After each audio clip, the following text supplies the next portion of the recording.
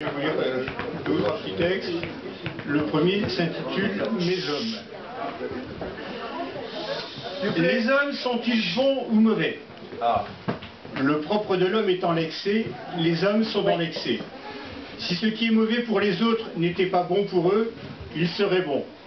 Or ce n'est pas le cas. Ils appellent donc bien ce qui est mauvais pour les autres et mal ce qui est bon pour les autres. Le problème, ce n'est pas la délimitation du bien et du mal, le problème, c'est les autres. Que ce problème ait pris la forme d'un enfer sous la plume de Jean-Paul Sartre révèle bien l'étendue du hiatus.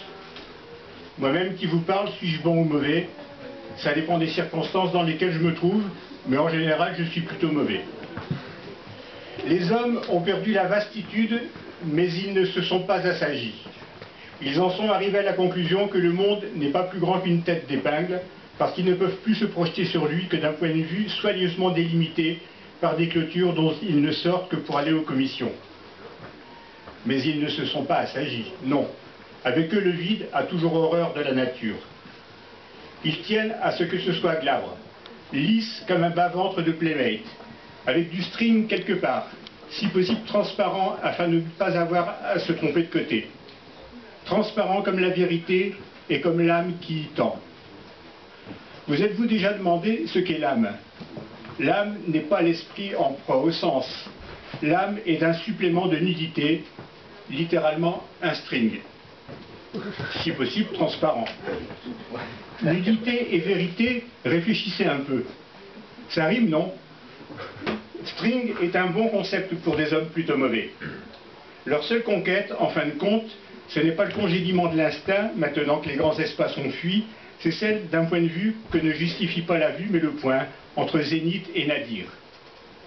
Ils ne peuvent ignorer que pour les 7 milliards de microbes humains qu'ils constituent, la tête d'épingle sur laquelle ils se serrent n'est pas infinie, et que la grande disette les attend toujours. Aussi leur conscience est-elle le décalque de leur intérieur bien chauffé, avant que le grand froid ne fasse sauter les canalisations. Le grand froid.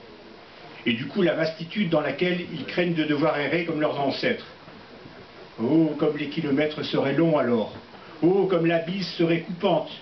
Oh, comme je serais misérable. Sûr que la vastitude reprendrait forme s'ils ouvraient leurs portes.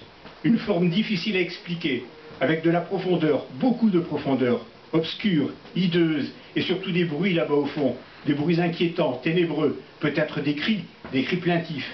Oui, c'est ça, des cris plaintifs venus de la grande banquise.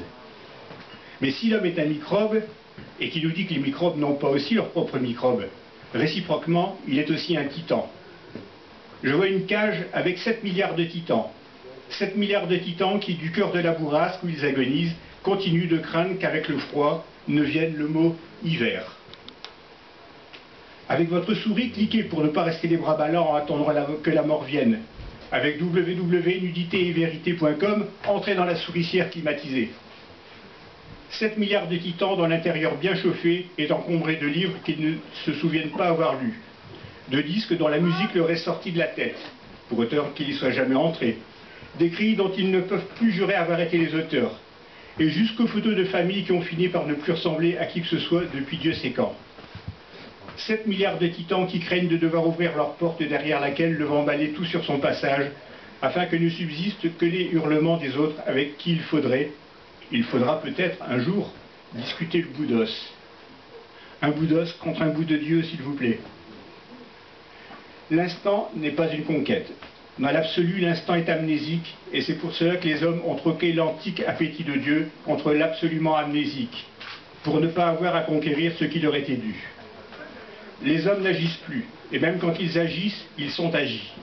Et les femmes ouvrent leurs cuisses comme pour incarner les vilaines photos des magazines qui traînent dans les salles d'attente tripollinées de la vérité. Et la pensée, assise comme en sa soirée au bord d'une fontaine, se mire hébétée dans tous les mots sans nageoire qu'elle a laissé couler.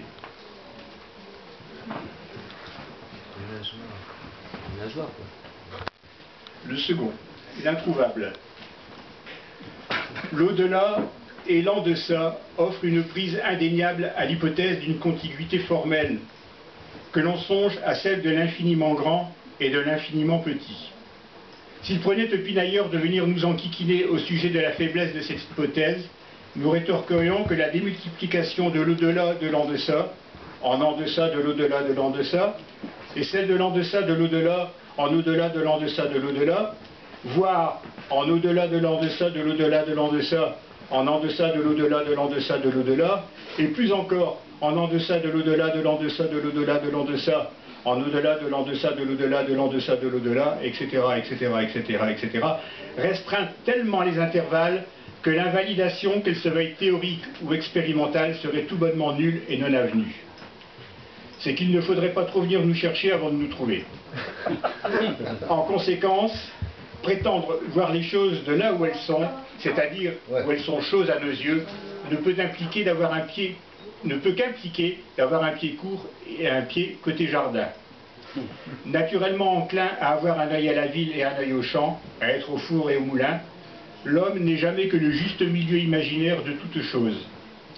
Seul l'introuvable, et il n'est pas rare que l'homme si parfaitement campé sur ses jambes se confonde avec cet introuvable. L'introuvable, dis-je, a la propriété de ne se trouver nulle part ailleurs que dans l'introuvable.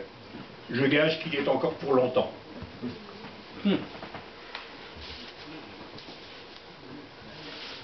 Eh bien, le troisième, il y en a que deux. Bravo!